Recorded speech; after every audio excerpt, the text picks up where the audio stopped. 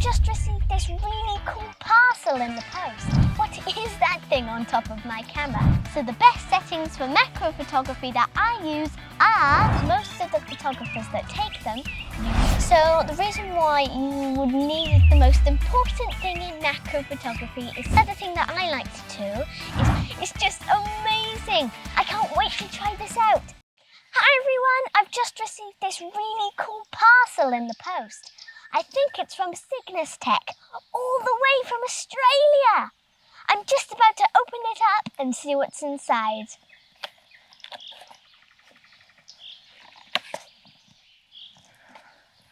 Oh wow, the diffuser. Oh, hold up. There's a little note in here. Thank you, Jamie and Dad. Honoured to have you on the team. Oh, that's so sweet. Sorry about that, everyone. The wind just kicked in and blew everything away. So in the meantime, we've unwrapped everything so we can have a closer look at what was inside. So we have a 66 to 77mm adapter in. We have some bands that attach the diffuser to the flash.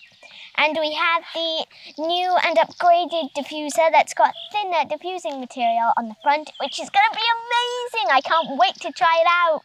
Thank you so much, Brendan, for this diffuser. I really appreciate it. I am so delighted to be on your team with you as an affiliate as well. It's just amazing. I can't wait to try this out. So let's have a closer look. I've had a lot of comments asking, what is that thing on top of my camera?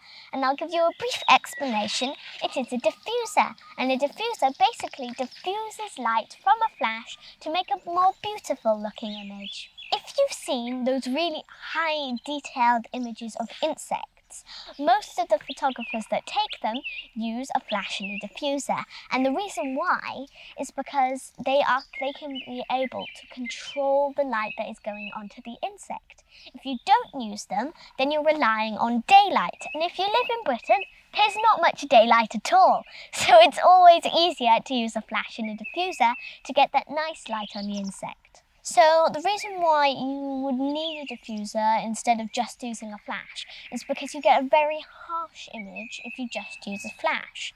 And when I say harsh, I mean you'd have very dark shadows and very bright highlights. And the detail just wouldn't be there. But if you used a diffuser and a flash, you'd get a nice diffused looking image, and there'll be nice light spread all over the image, and you'll get that detail in the shadows. There are thousands of different flashes on the market. And when I first started, I was using the Nikon Z9. And the issue that I was finding with this flash is that it didn't have a quick enough recharge time. And what I mean by that is that you'd have a very bright image at first, and then darker and darker and darker. And then a bright image again at first, and then darker and darker and darker. And the way to get around that is to use a lithium battery instead of a AA battery, like the one that I'm using now, which is the Godox V8603.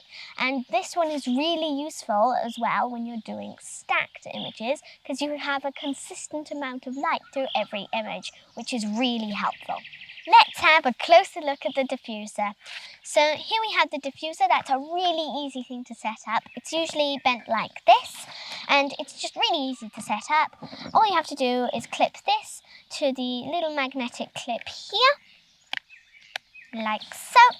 And then you can see that where the flash goes, which is up here, which funnels the light down the diffuser onto the diffusing material. And then here you have your little adapter ring, which goes onto the end of your lens. And then you have your little adjustable bungee here, which goes onto your lens as well. And it's really easy as well, because it just folds flat like that, and you can put it into your camera bag, and you're ready to go. If you order one of these diffusers, it is especially custom made for your setup. So you put in what body you have, what lens you have, and what speed light you have. So then it is specially custom made, and it's really easy to do. Now that it's all set up, a lot of people ask me what settings that I use for doing macro photography. So let's have a look what settings are best for me. The most important thing in macro photography is settings. So the first thing that I would do is put your camera into manual mode so that you can adjust the f-stop and the shutter speed yourself. The next most important thing is to get your sync speed correct. Now, the sync speed is very important because of your flash. If you get the wrong sync speed, then you get a black line at the top of your image. And that black line is your shutter who can't keep up with your shutter speed and the flash bursts. So, for my flash, I need to put it at 200ths a second. The next thing you need to do is get your f-stop or aperture into the right position. Now, this does depend on what lens you use, but for me, I'm using the 105 macro.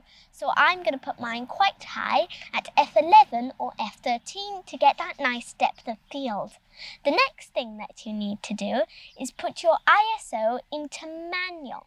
Now, when you do this, you'll be able to control what ISO you have.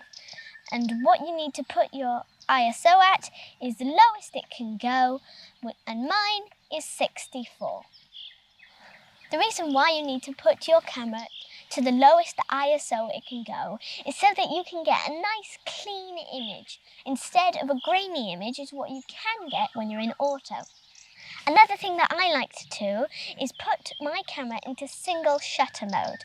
Unless you're doing a stacked image, then you'd put it into low mode, which is usually 6 to 10 frames a second. Now we can move on to the flash. Now with this flash, we will usually put the power to around about 32 a second, but it does depend on what flash you use. So you always change your flash depending on what insect you're photographing. Now we're all set and ready to go, so let's go see if we can find some insects. Let's go! It's always good to check rotten wood. You never know what you'll find. Oh, I've just had a really cute fly.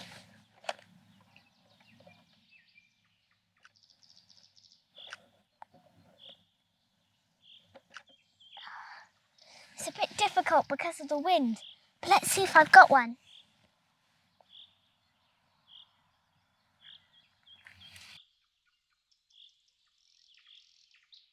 See what hidden gems you can find in your macro photography, and I hope that my tips can help you along the way. And good luck!